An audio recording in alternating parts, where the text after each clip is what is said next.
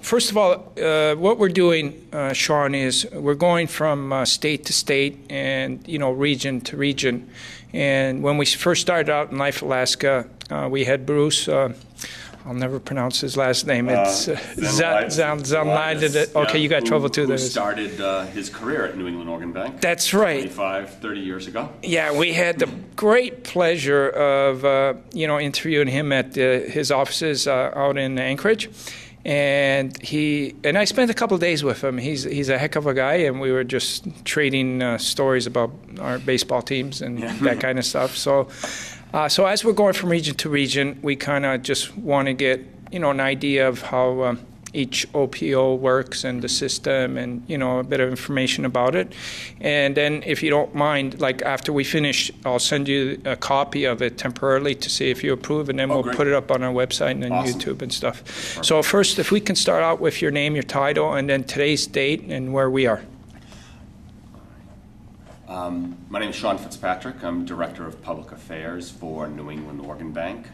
Today is February 10th, 2010, and we're at Massachusetts General Hospital, one of the transplant centers that New England Organ Bank serves. Okay, and can you tell us a little bit about the New England Organ Bank? Like, what is the logistics? When did it get formed? New England Organ Bank is the oldest organ bank in the country. We've been in existence since 1968, and we've been serving the transplant centers of New England for about 41 years now, going on 42 years. Our service area covers most of New England and at least parts of all 6 New England states, including we do organ recoveries in Bermuda as well.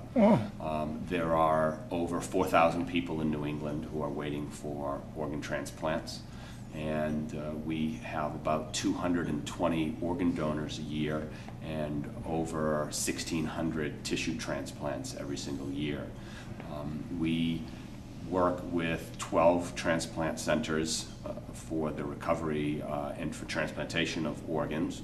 And in our area, we have 160 hospitals that we are responsible for recovering organs and tissues. Okay.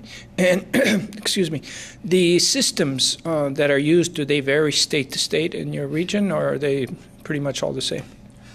Most states have something called the Uniform Anatomical Gift Act, and that is an effort on certain issues for each state to adopt similar laws. And when it comes to organ donation, there is something that we operate under the Uniform Anatomical Gift Act in all of our states. So the way the process works is similar in all of our states.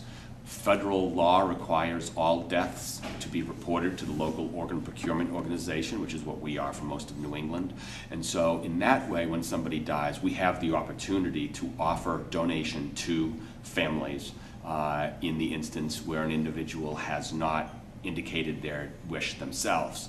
We're fortunate in New England that if you sign up on your driver's license, that's legal consent for donation, and that if you want to be a donor, all you have to do is sign up on your license.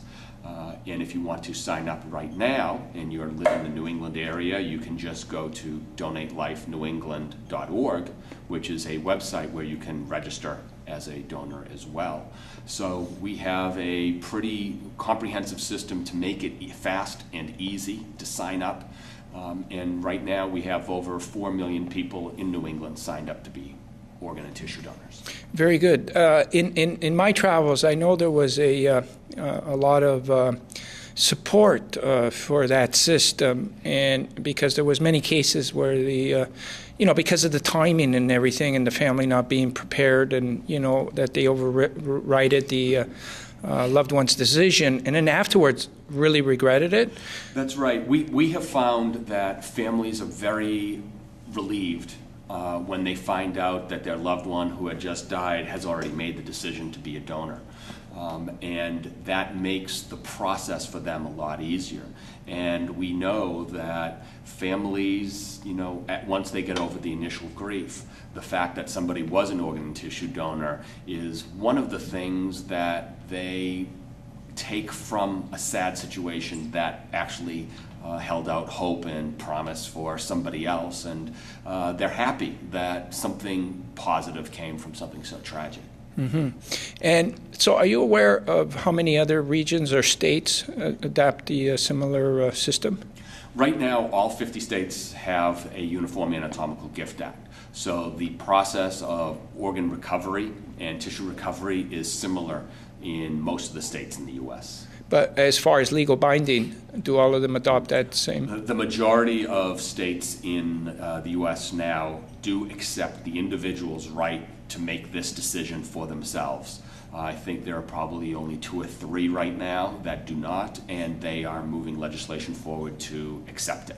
And so that makes it a state, they have to get that passed in their respective states. Passed state by state, okay. But it's been a project that's moving along fairly quickly. Okay, great. So is there anything that you want to say, because we're going to be making stops in pretty much all the OPO regions and doing similar interviews and tours and things. Is there anything you want to say to any of your colleagues as we... Yeah, I would say that the Truck of Life is a great opportunity to raise awareness about organ and tissue donation. It's made perfectly for the tastes of media, and that media want these types of events. And it's a great way to involve kids and folks who have been touched by donation in something visible to spread the word about donation. Great. Thank you. Good.